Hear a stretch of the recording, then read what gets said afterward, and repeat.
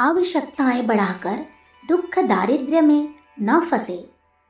आज हर ओर से अभाव अभाव की ध्वनि आ रही है। मनुष्य दिन रात मशीन की तरह काम में जुटा रहता है, तब भी उसके खर्च पूरे नहीं होते। हर समय कोई न कोई कमी उसे सताती ही रहती है। अभाव को पूरा करने के लिए लोगों ने आय के अनुचित साधन भी अपना लिए हैं, किंतु अभाव से फिर भी पीछा नहीं छूटता है। गरीब तो गरीब है, उसे कोई भी अभाव रह सकता है, किंतु जब आज बड़े बड़े धनवानों को अभाव की शिकायत करते सुना जाता है तो यह सोचने पर मजबूर होना पड़ता है कि अभाव का कारण धन की कमी नहीं है, बल्कि इसका कोई दूसरा ही कारण है जो अमीर तथा गरीब दोनों को समान रूप से जकड़े हुए है। अभावों का मुख्य कारण है आवश्यकता की बढ़ोतरी। आवश्यकताएं जिस तेजी तथा अनुपात से बढ़ती है, आय का उसी अनुपात से बढ़ सकना असंभव है। फलतः मनुष्य के सम्मुख कोई न कोई अभाव बना ही रहता है। यदि ध्यानपूर्वक देखा जाए और विचारपूर्वक सोचा जाए तो पता चलेगा कि जीवन में वास्तविक अभाव बहुत कम होता है। वास्तविक अभाव की अवस्था में मनुष्य का जीना कठिन है। अधिकतर कृत्रिम अभावों की वेदना से व्यग्र रहते तथा मरते हैं। अन्न वस्त्र आदि जीवन की नितांत आवश्यकता की आपूर्ति को ही वास्तविक अभाव कहा जा सकता है। समाज में मनुष्य की इन अनिवार्य आवश्यकताओं की किसी न किसी प्रकार पूर्ति होती ही रहती है। यह बात भिन्न है कि किसी की यह आवश्यकताएं सघन रूप से अतिपूर्ति पाती हो और किसी की केवल सीमाबद्ध। आज संसार में जो कुछ भी दुख, शोभ, अशांति, असंतोष अथवा व्याकुलता दृष्टिगोचर हो रही है, उसका मूल कारण मनुष्य की बढ़ी हुई कृत्रिम आवश्यकताएं ही है। मूल आवश्यकताओं को कोशिश करके भी बढ़ाया जा सकता है, किंतु कृत्रिम आवश्यकताओं की वृद्धि का कोई अंत नहीं। मनुष्य प्रयत्न करके भी पेट से अधिक भोजन नहीं कर सकता और तन से अधिक कपड़ा नहीं पहन सकता। यदि वह ऐसा करेगा तो रोगी तथा असभ्य बनेगा। जब इन्हीं मूल आवश्यकताओं के साथ कृत्रिमता अथवा अनावश्यकता जोड़ दी जाती है, तब यह सीमित जरूरतें भी ईरान से तुरान तक बढ़ जाती है। पेट के लिए भोजन चाहिए, ठीक है, किंतु भोजन के लिए मिर्च मसाले, मक्खन मलाई, कचौड़ी पकौड़ी, अंडा मुर्गी, मांस मज्जा और थाली भरे जंजाल आदि विभिन्न व्यंजन हो, ठीक नहीं है। भोजन की आवश्यकता मौलिक है, किंतु उसमें स्वाद अथवा प्रकारों का आरोप कृत्रिमता है। कृत्रिमता से कलुषित भोजन की जरूरत सामान्य रूप से पूरी नहीं की जा सकती है। सामान्य, सरल तथा साधारण भोजन जो कि मनुष्य के स्वास्थ्य एवं जीवन के लिए जरूरी है, 8-10 आने में पूरा हो सकता है। वह कृत्रिमता और स्वादों से सजाया हुआ भोजन 8-10 रुपए में भी पूरा नहीं हो सकता।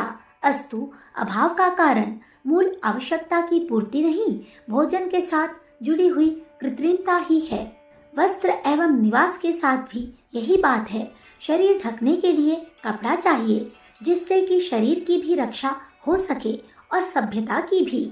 यह काम साधारण मोटे कपड़े की 2-3 जोड़ी से आसानी से हो सकता है। इसके लिए मनुष्य को अधिक व्यग्रता अथवा व्यय की जरूरत नहीं पड़ती। बुद्धिमानी तथा सावधानी से थोड़े पैसे में ही काम चलाया जा सकता है, किंतु जब कपड़े की यह सामान्य जरूरत मूल्यवान वस्त्रों, प्रकारों, फैशनों तथा अनेकताओं की कृत्रिमताओं से बोझिल कर दी जाती है, तब उसका खर्च उठाना मुश्किल हो जाता है। 50 रुपए साल का खर्च बढ़ाकर 500 रुपए साल का हो जाता है। ऐसी कृत्रिम जरूरत से मनुष्य का पैसा बर्बाद होगा ही। फलस्वरूप वह अभाव की आग में जलेगा भी। प्रकाश तथा वायु की सुविधा वाले एक स्वच्छ व साधारण सा मकान साधारण रूप से थोड़े पैसे में बनवाया अथवा किराए पर पाया जा सकता है, किंतु जब निवास की इस जरूरत के साथ आलीशान सजी हुई कोठी की कल्पना अथवा कृत्रिमता जोड़ दी जाती है, तब वह साधारण जरूरत असाधारण बन जाती है। अपनी पूर्ति में या तो मनुष्य का पैसा व्यय करा देगी अथवा अभाव की पीड़ा से परेशान करेगी। सामान्यतः मनुष्य की जरूरतों की 3 कड़ियां हैं। मूल जरूरतें, कृत्रिम अथवा विलासजन्य जरूरतें और व्यसन रूप जरूरतें। जीवन रक्षा से संबंधित भोजन, वस्त्र और निवास की साधारण जरूरतें मूल जरूरतें हैं। इन्हीं जरूरतों का अनावश्यक स्तर बढ़ा देने से यह मूल जरूरतें कृत्रिम तथा विलास विषयक हो जाती है। नशीली, प्रदर्शन परक तथा वासना बोधित जरूरतें व्यसन रूप जरूरतें हैं। यह तीसरे स्तर की आवश्यकताएं मनुष्य जीवन के लिए जरूरी तो नहीं है वरन हानिकारक भी है। यह न केवल कमाई को ही नष्ट कर देती है वरन स्वास्थ्य एवं शक्ति को भी स्वाहा कर देती है। व्यसन विषयक जरूरत तो मानव जीवन की भयानक शत्रु है। इन्हें जरूरतों की कोटि में न रखकर दुर्भाग्य की कोटि में रखना ही उचित होगा। जरूरतों में न्यूनाधिक्य के अनुपात से ही दुख सुख की वृद्धि होती है। जिसकी जरूरतें जितनी कम है वह उतना ही अधिक संतुष्ट एवं सुखी रहेगा। उसे अभाव की पीड़ा नहीं भोगनी होगी। जिसकी जरूरतें जितनी ही अधिक होगी वह उतना ही असंतुष्ट एवं दुखी होगा और उसके सम्मुख हर समय अभाव का भूत खड़ा रहेगा। मनुष्य जरूरतों को तो बिना किसी कठिनाई के आसानी से बढ़ाया जा सकता है, किंतु उनकी पूर्ति के लिए अपनी आय को आसानी से नहीं बढ़ा सकते। जरूरतों की पूर्ति न होने की पीड़ा आय बढ़ने की प्रतीक्षा तो करती नहीं, वह तो तत्काल सताने लगती है और तब तक सताती रहती है जब तक कि उसकी पूर्ति नहीं हो जाती। किंतु इसके साथ एक मुसीबत यह है कि एक जरूरत की पूर्ति हुई नहीं कि दूसरी तैयार। जरूरत की वृद्धि रक्त बीज की तरह होती रहती है। यदि कोई किसी प्रकार 10 जरूरतों की पूर्ति कर पाता है तो उसके साथ उतनी ही और खड़ी हो जाती है। जरूरतों की वृद्धि का यह तारतम्य किसी भी प्रकार रुकता नहीं।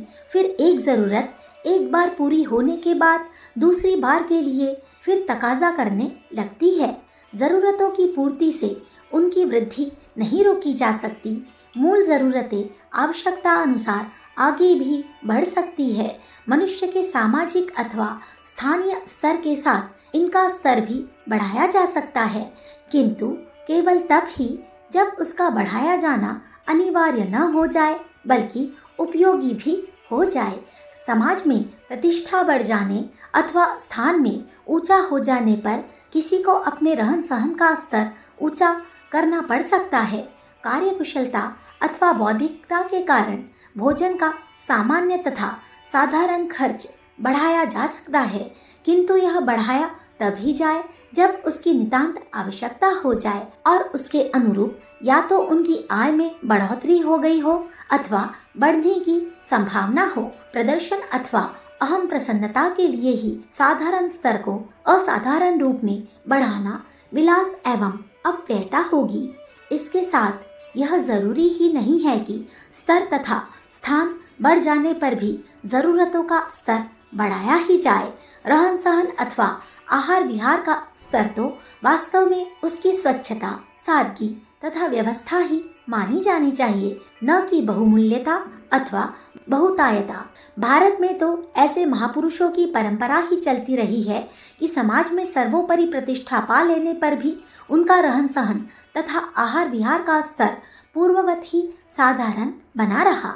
उसे उन्हें उठाने की न कोई आवश्यकता अनुभव हुई और न उनकी बढ़ी हुई सामाजिक प्रतिष्ठा ने ही इसके लिए दबाव डाला। फिर भी स्तर, स्थान तथा आय के अनुसार रहन सहन को उठाने की छूट मानी जा सकती है, किंतु यह हो जरूरत और उपयोगिता के अनुसार ही, प्रदर्शन या प्रसन्नता के लिए नहीं।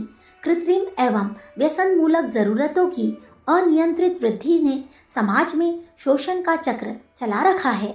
यह सही है कि मनुष्य अपनी अनावश्यक तथा अनुचित जरूरतों की पूर्ति के लिए दूसरों का शोषण करने लगा है, किंतु यह भी किसी प्रकार झूठ नहीं है कि मनुष्य दूसरे की अपेक्षा स्वयं अपना शोषक अधिक है।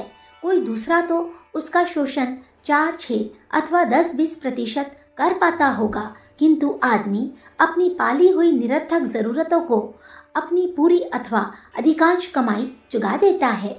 अपनी अनावश्यक जरूरतों को बढ़ाकर फिर उनकी मजबूरन पूर्ति करने के लिए कमाई का अपव्यय करना अपनी आय का शोषण करना ही तो है। फिर व्यसन पालकर तो वह अपना आर्थिक शोषण ही नहीं करता, जीवन शक्ति एवं स्वास्थ्य का भी शोषण किया करता है। शोषण की शिकायत दूसरे से करने से पहले मनुष्य को जरूरतें घटाकर स्वयं अपना शोषण बंद करना चाहिए। दूसरों के शोषण से त्रस्त मनुष्य यदि एक बार स्वयं अपना शोषण बंद कर दे तो भी बहुत राहत पा सकता है। यदि आप अभावों से दुखी रहते हैं, दिन रात परिश्रम करते हैं, फिर भी पूर्ति का संतोष नहीं पाते तो अपने जीवन पर नजर डालिए। अपनी आय की कमी की शिकायत करने के बजाय अपने व्यय की विवेचना कीजिए। अवश्य आप पाएंगे कि आपकी आय उतनी कम नहीं है जितनी कि आपकी ज़रूरतें बढ़ गई है। यदि आप बिना किसी विशेष उद्योग अथवा आय वृद्धि के सुखी एवं संतुष्ट होना चाहते हैं और अभावों के चंगुल से छूटना चाहते हैं तो आज ही अपनी ज़रूरतें कम करना प्रारंभ कर दीजिए। सर्वप्रथम व्यसन मूलक ज़रूरतें तो ऐसे छोड़ दीजिए जैसे धोखे से हाथ में आ जाने पर आग को छोड़ देते हैं। इसके बाद देखिए कि ऐसी भी कोई ज़रूरत तो नहीं जो अनावश्यक सुख सुविधा की घोतक है। इन स्तरीय ज़रूरतों को केवल वहीं तक रखिए जो आपके स्थान अथवा स्तर के अनुरूप हो और जीवन उपयोगी भी हो। प्रदर्शन या अहम प्रसन्नता के लिए जीवन स्तर पर व्यय करना अपने परिश्रम के साथ अन्याय करना है। यह संचय कुछ समय में ही पुराने होकर आकर्षणहीन और निरर्थक हो जाते हैं। आप अपनी केवल उन्हीं ज़रूरतों को रखिए और उन्हीं पर खर्च करिए जो मूल और जीवन के लिए नितांत आवश्यक हो। ज़रूरतों को वश में कर लेने पर आपके जीवन में सुख संतोष और संपन्नता निश्चित हो जाएगी। सुखी होने का यह उपाय सदा ही आपकी शक्ति में है। इसे कीजिए और संतोषपूर्ण अभावहीन जीवन यापन करते हुए अपना आत्मिक विकास कीजिए। अखंड ज्योति, जनवरी सन 1967, पृष्ठ संख्या 18, 19, 20। हमारे YouTube चैनल विचार क्रांति दूत अखंड ज्योति पत्रिका को सब्सक्राइब करें एवं अगली वीडियोस प्राप्त करने के लिए बेल आइकन दबाएं। धन्यवाद।